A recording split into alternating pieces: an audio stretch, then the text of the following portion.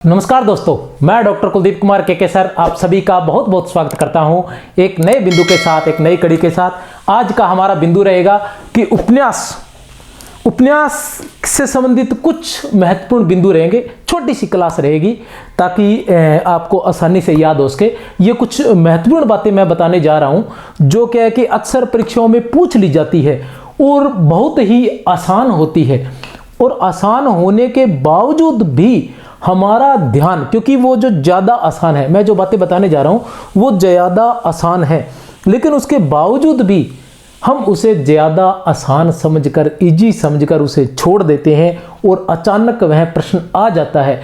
क्योंकि इससे जो मैं बताने जा रहा हूँ इससे संबंधित अक्सर परीक्षाओं में प्रश्न पूछे जाते हैं। तो हम देखेंगे उपन्यास के बारे में। थोड़ा सा छोटी सी क्लास रहेगी, प्यारा सा वीडियो रहेगा। और आप सब लोगों ने अगर चैनल सब्सक्राइब नहीं किया है तो कृपया करके चैनल को सब्सक्राइब कर लीजिए और क्लास को शेयर कर दीजिए अच्छी लगे तो।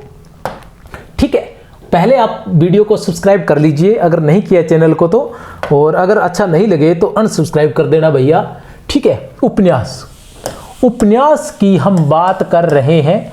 उपन्यास की जब हम बात करते हैं तो आज हम जो उपन्यास करने जा रहे हैं वो बात ये करने जा रहे हैं कि प्रथम उपन्यास कौन सा था, प्रथम मौलिक उपन्यास कौन सा था, एक बात। और दूसरी, किन किन साहित्यकारों ने या किन किन रचनाकारों ने किस उपन्यास को हिंदी साहित्य का प्रथम उपन्यास माना है और सर्वसम्मति से किस उपन्यास को प्रथम उपन्यास माना जाता है। तो सबसे पहले आता है, एक नंबर पर हमारे पास बिंदु आता है कि रचना काल की दृष्टि से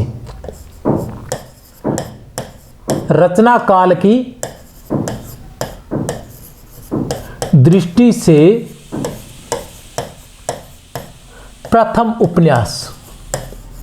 रचना काल की दृष्टि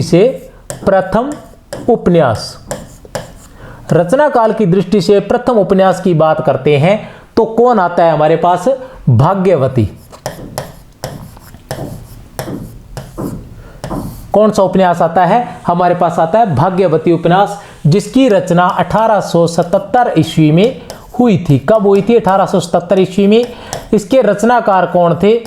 श्रद्धाराम फुलोरी। बहुत ही आसान सा है लेकिन फिर भी हम लोग क्या है भूल जाते हैं। श्रद्धाराम फुलोरी। रचना काल की दृष्टि से यदि हम किसी को प्रथम उपन्यास मानते हैं तो भाग्यवती को मानते हैं, जिसकी रचना 1877 ईस्वी में हुई थी, जिसके रचनाकार श्रद्धाराम फुलोरी थे। अब आता है अंग्रेजी ढंग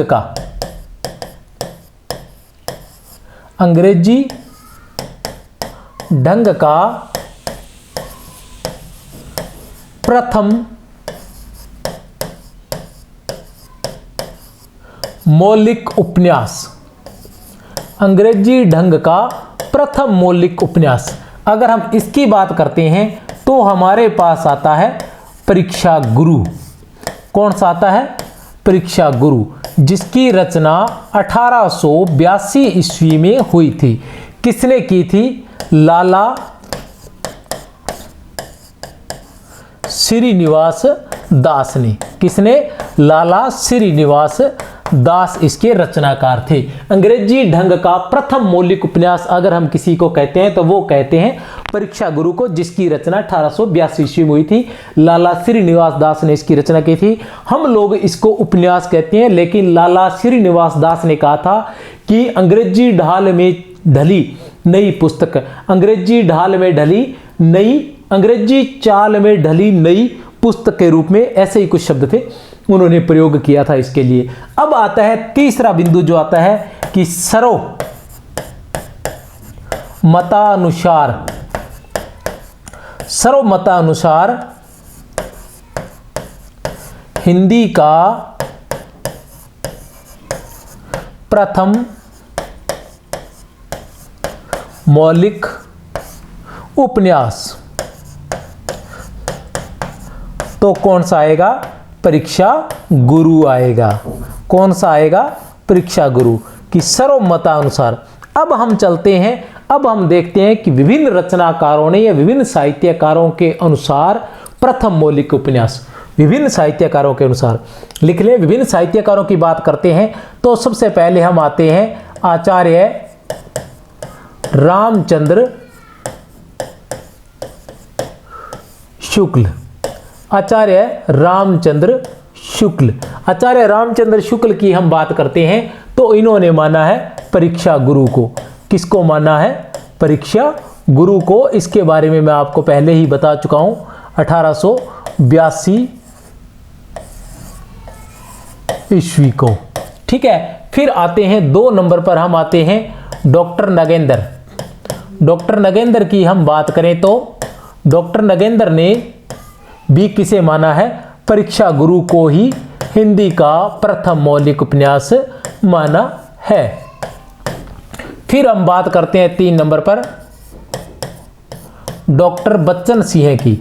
डॉक्टर बच्चन सिंह, तो डॉक्टर बच्चन सिंह ने भी किसे माना है? परीक्षा गुरु को ही हिंदी का प्रथम मौलिक उपन्यास माना है, डॉक्टर बच्चन सिंह ने भी। अब हम बात करते हैं महत्वपूर्ण लोगों की बात करते हैं तो अब आ जाता है हमारे पास डॉक्टर गणपति चंद्र गुप्त। गणपति चंद्र गुप्त, डॉक्टर गणपति चंद्र गुप्त। तो डॉक्टर गणपति चंद्र गुप्त ने किसको माना है?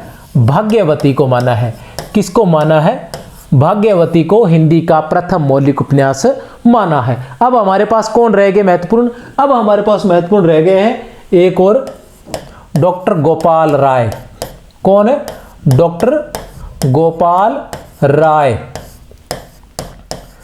जिनके उपन्यास पर हिंदी उपन्यास कोश नाम से 2 बड़ी बड़ी रचनाएं प्रकाशित हो चुकी हैं, 1968 में और 1969 में। ठीक है, गोपाल राय। डॉक्टर गोपाल राय ने किसे माना है?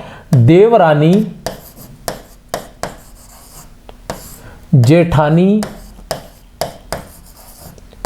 की कहानी। किसको माना है? देवरानी जेठानी की कहानी। देवरानी जेठानी की कहानी को प्रथम मौलिक उपन्यास माना है, जिसकी रचना 1870 ईस्वी में हुई थी। कौन थे इसके रचनाकार? पंडित गौरी दत्त।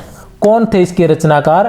पंडित गौरी दत्त। कौन थे इसके रचनाकार? पंडित गौरी दत्त। इसके बाद हम बात करते हैं हजारी। कौन रह गए? हजारी प्रसाद द्विवेदी। इसके बाद आते हैं हमारे पास महत्वपूर्ण जो रचनाकार साहित्यकार जिनके बारे में हम देखते हैं, हजारी प्रसाद द्विवेदी। हजारी प्रसाद द्विवेदी ने किसे माना है? हजारी प्रसाद द्विवेदी की बात करते हैं तो इन्होंने माना है पूर्ण प्रकाश चंद्र प्रभा को। किसका उपन्यास है ये? भारतेंदु जी का उपन्यास है। हजारी प्रसाद द्विवेदी ने भारतेंदु जी के उपन्यास पूर्ण प्रकाश चंद्र प्रभा को हिंदी का प्रथम मौलिक उपन्यास माना है। इसके बाद आते हैं शिव नारायण श्रीवास्तव। शिव नारायण श्रीवास्तव। शिव नारायण श्रीवास्तव। शिव नारायण श्रीवास्तव की बात करते हैं तो इन्होंने माना है रानी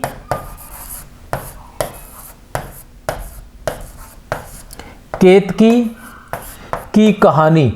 इन्होंने किसको माना है? रानी केतकी की कहानी, जिसकी रचना 1803 ईस्वी में हुई थी। इन्होंने किसको माना है? शिव नारायण श्रीवास्तव ने किसको माना है? रानी केतकी की कहानी को, जिसकी रचना 1803 ईस्वी में हुई थी। कौन थे इसके? मुंशी इंशा अल्लाह खां। मुंशी इंशा अल्लाह खां। इंशा अल्लाह खां, सॉरी इंशा अल्लाह खां। तो कौन कौन से? ये 7 जो थे जिन्होंने डॉक्टर रामचंद्र शुक्ल, डॉक्टर नगेंद्र, बच्चन सिंह ने परीक्षा गुरु को हिंदी का प्रथम मौलिक उपन्यास माना है। गणपति चंद्र गुप्त ने भाग्यवती को माना है। गोपाल राय ने देवरानी जेठानी की कहानी जो 1870 में रचित है, पंडित गौरी दत्त उसके रचनाकार को माना है। हजारी प्रसाद द्विवेदी ने पूर्ण प्रकाश चंद्र प्रभा को माना है। शिव नारायण श्रीवास्तव ने रानी केतकी की कहानी को माना है। मुंशी इंशा अल्लाह खां की। तो इस तरह से आप चाहे तो इसका स्क्रीनशॉट भी ले सकते हैं। सर्वमतानुसार हम माने तो परीक्षा गुरु को हिंदी का प्रथम मौलिक उपन्यास माना जाता है। तो ये छोटी सी एक वीडियो थी, आप चैनल को सब्सक्राइब कर लें और शेयर भी कर दें। आशा करता हूँ कि आपको पसंद आया होगा वीडियो। इसी प्रकार के और वीडियो लेकर प्रस्तुत होंगे। जय हिंद, जय भारत।